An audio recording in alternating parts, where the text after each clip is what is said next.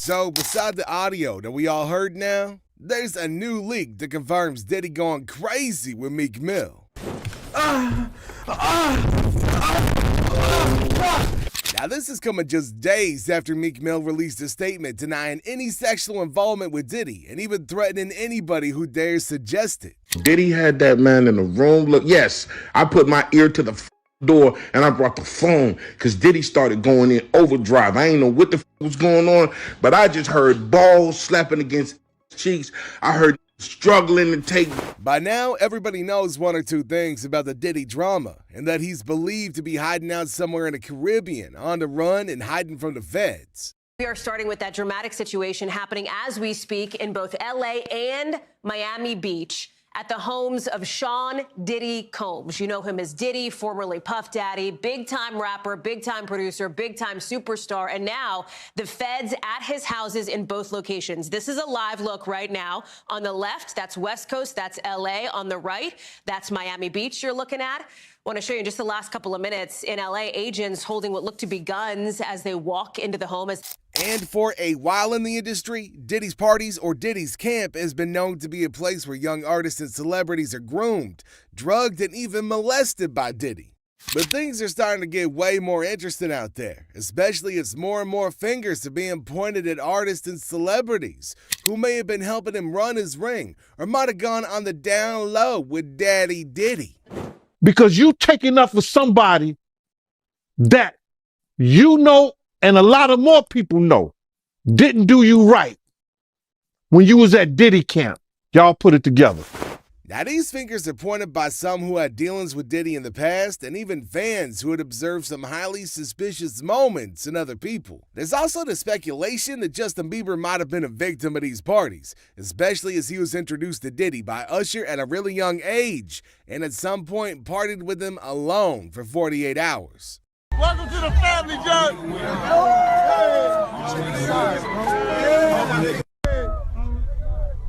Diddy's everything but a mentor. You know what I'm saying? I'm gonna let you rock this every time you come to LA. Yeah, this gonna be yours. So every time you come to LA, it's a little dusty, but you know, go get the front shot of this. Man. Man out. Minute. Woo. Okay. Okay. All right, so I'm gonna be driving this next year. Yeah, when you get 16. Now, Justin might have gone through lots of traumatic experiences with Diddy. Well, guess who else has been roped into all the drama? Unassuming rapper Meek Mill.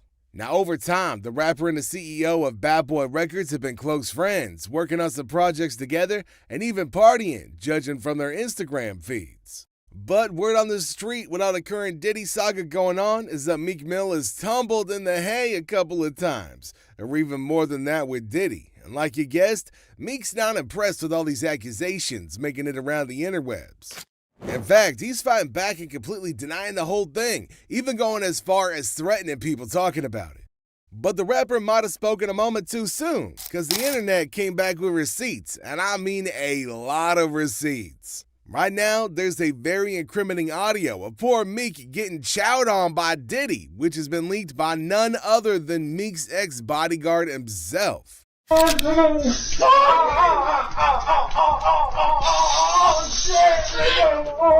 Guess the line from the song about getting a check from Diddy in exchange for some freaky romp makes a lot more sense. Now, the former bodyguard in question, who recorded and leaked the audio, went into detail about how it all unfolded. Now, according to him, it happened during one of Diddy's popular parties known as freak-offs. He recounted how he was taken aback to witness Meek willingly engaging in intimate activities during the party with Diddy, which made him discreetly lean against the door where the two were and record the shocking scene. He also revealed that Diddy had allegedly spiked everybody's drinks at the party to ensure they were too intoxicated to fully comprehend what was happening. However, he remained sober and became a witness to the disturbing events involving Meek and Diddy.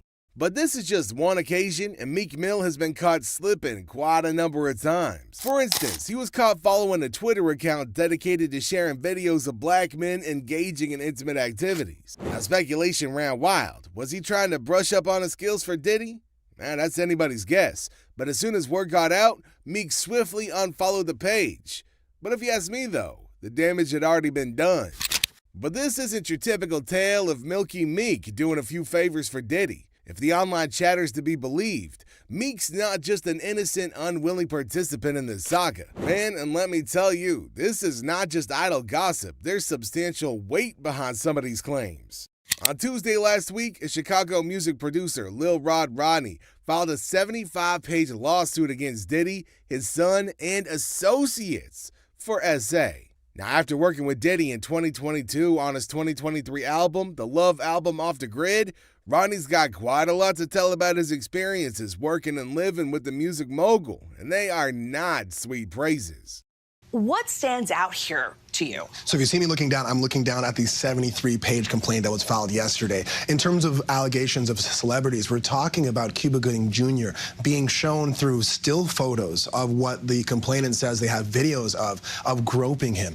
Now, this is one of the lawsuits against Diddy following Cassie's lawsuit against him last year. In a shocking turn of events, Cassie had filed a federal lawsuit against Diddy on November 16th, alleging a harrowing decade-long ordeal of abuse and assault that began when she was just 19 years old. The R&B star, formerly signed to Diddy's renowned label, Bad Boy Records, leveled disturbing accusations, including rape, sex trafficking, and gender-motivated violence, among a slew of others. According to the lawsuit, Diddy's controlling behavior commenced in 2005 when Cassie first crossed paths with him. Now, after signing with his label in the subsequent year, she claims Diddy exercised total dominion over every aspect of her life, from her living arrangements to her medical records, leaving her virtually powerless. The lawsuit further alleges that Diddy targeted rapper Kid Cudi, who briefly dated Cassie in 2011 during a period in her relationship with Diddy.